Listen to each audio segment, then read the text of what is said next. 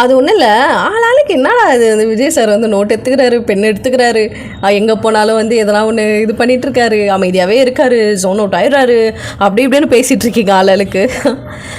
என்ன தெரியுமா, நோட்ஸ் எடுக்கிறாங்கன்னு தெரியுமா? விஜய் வந்து இப்படி பண்ணுறாரு அப்படி பண்ணுறாரு, ஒன்றும் எதுவுமே பண்ணல, மக்களுக்கே தெரியுது.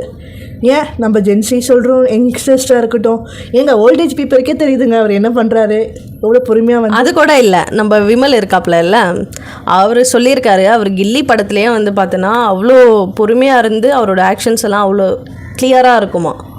பொறுமையாக தான் எதுவாக இருந்தாலும் அவர் வந்து பொறுமையாக இருந்து தான் எல்லாமே பண்ணுவாராம். சரியா, ஒரு படத்துக்கே அவர் அப்படி பண்ணுறாருன்னா அரசியல் இது, மக்களுக்கு பண்ணுற வேலை, அதுக்கு அவர் என்னெல்லாம் பண்ணுவார், அதை பற்றி எவ்வளோ விஷயங்கள் வந்து அவர் யோசிப்பாருன்றது வந்து விமல் சார் சொல்லியிருக்காரு. உண்மையாகவே நம்ம சைடில் தான் வந்து விஜய் அப்படி இப்படி அவர் இப்படி பண்ணுறாரு, அவர் ஒன்றுமே பண்ணலன்னு பேசுகிறோம். நார்த் இந்தியன் சைடில் வீடியோஸை போய் பாருங்கள், அவங்க சூப்பராக சொல்லுவாங்க அடுத்த பிரைம் மினிஸ்டர் விஜய் தான் சொல்லிட்டு. அவர் நிறைய நார்த் இந்தியன்ஸே வந்து சப்போர்ட் பண்ணுறாங்க. அப்படியே ஒரு சில பேர் வந்து அவருக்கு ஒன்றுமே தெரில, அவர் வந்து பெருசாக குரலே கொடுக்க மாட்டாருன்ற மாதிரிலாம் பேசுகிறீங்க.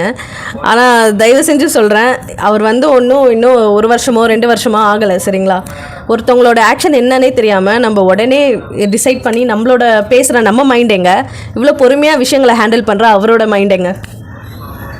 எல்லாத்துக்குமே வார்த்தைகள் மட்டுமே பதில் இல்லை, வாயை மூணா சவுண்டு வராமல் இருக்கும்போது சில விஷயங்கள் அமைதியாக நடக்க தான் செய்யும். வாழ்க தமிழகம், வெற்றி விஜய்கே.